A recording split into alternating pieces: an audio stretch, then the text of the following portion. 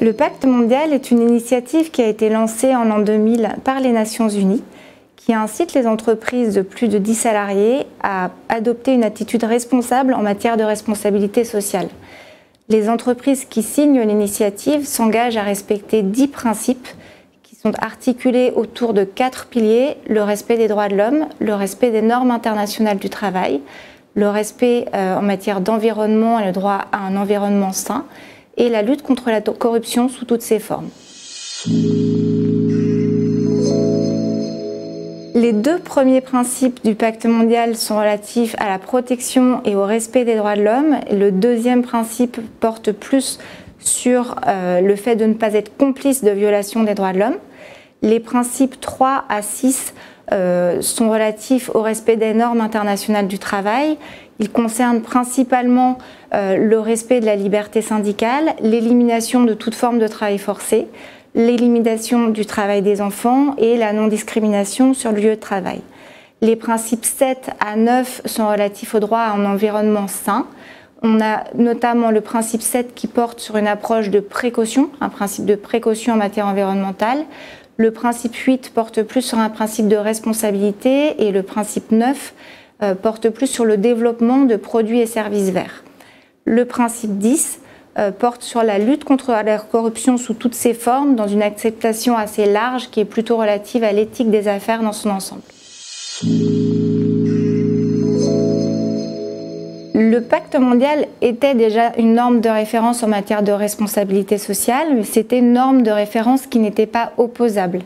Là, la nouveauté depuis quelques années avec la montée en puissance des nouvelles régulations, c'est que la législation européenne a fait rentrer le Pacte mondial dans les régulations sur la taxonomie et sur la directive de transparence en matière de finances durables.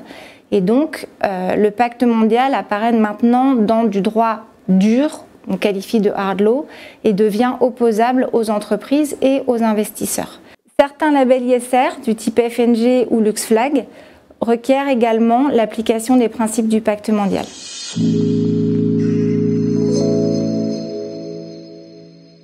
Pour prendre en compte les principes du Pacte mondial, l'équipe ISR a structuré sa démarche en 3 temps.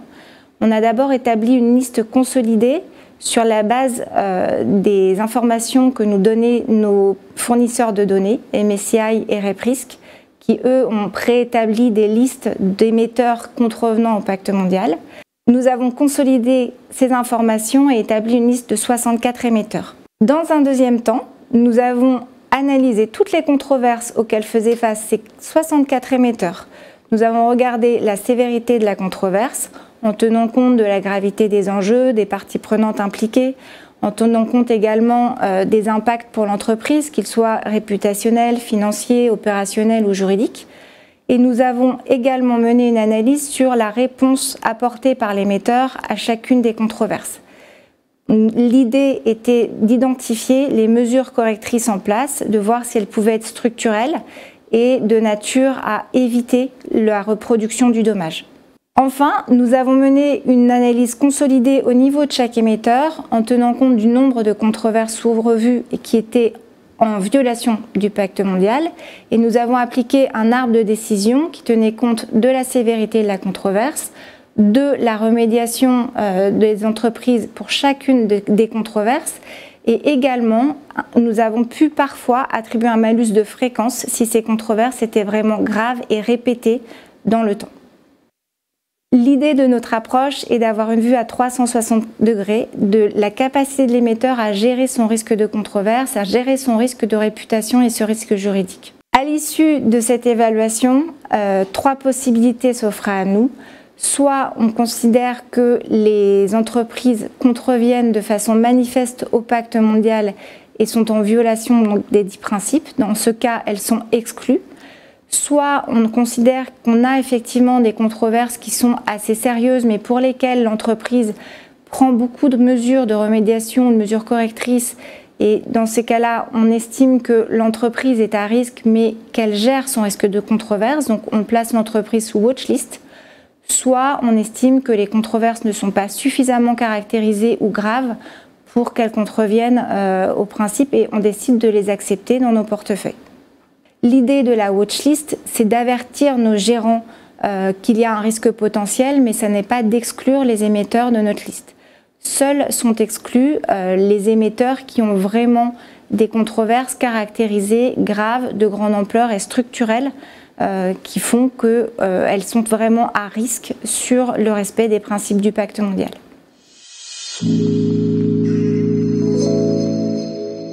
Parmi les émetteurs qui figurent sur notre liste d'exclusion, on trouve des émetteurs issus de différents secteurs comme le secteur financier, l'agroalimentaire, la tech, le secteur textile, l'industrie extractive. Nous avons tout type de secteurs.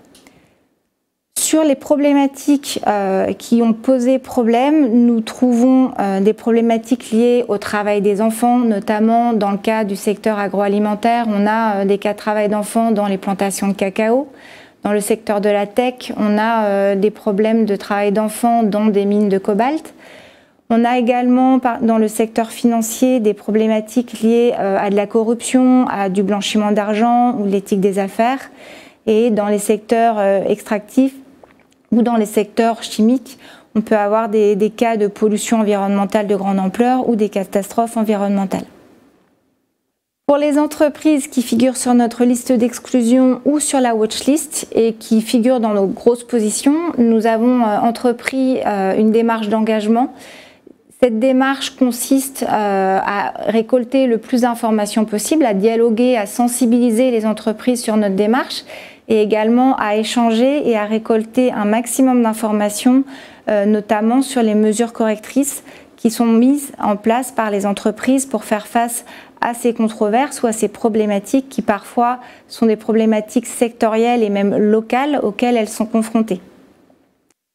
L'idée de la démarche d'engagement, c'est de pouvoir récolter auprès des émetteurs des informations sur ce qu'ils ont mis en place comme mesures correctrices pour remédier à certains dommages ou pour faire face à certaines controverses et de s'assurer que notre analyse est bien complète. Ce dialogue est important puisqu'il nous permet de voir si on a, nous, toutes les informations en notre possession et ça peut nous aider aussi dans nos analyses ESG a posteriori. A contrario, si on n'a pas d'informations, on est susceptible, nous, d'utiliser ce manque de dialogue ou d'informations pour poser des questions en assemblée générale ou pour voter certaines résolutions afin d'inciter les entreprises à améliorer leurs pratiques. La liste d'exclusion s'applique chez OFI à tous les fonds ouverts, actions et obligations. La démarche est également systématiquement présentée auprès des clients qui peuvent décider ou non de l'appliquer à leur mandat ou fonds dédiés. Cette liste est validée une fois par an par un comité de revue des listes d'exclusion qui est composé de l'analyse ISR et de l'analyse crédit, de la direction des gestions, de la direction de la conformité, de la direction des risques et du data management. Cette liste est révisée une fois par an par l'équipe ISR, néanmoins en cas d'événement majeur, cette liste peut être revue en cours d'année. Cette liste d'exclusion Pacte mondial vient compléter les autres listes d'exclusion sur le charbon, le pétrole, le tabac ou encore l'armement controversé qu'OFI a adopté en tant qu'investisseur responsable et pour accompagner ses clients et partenaires.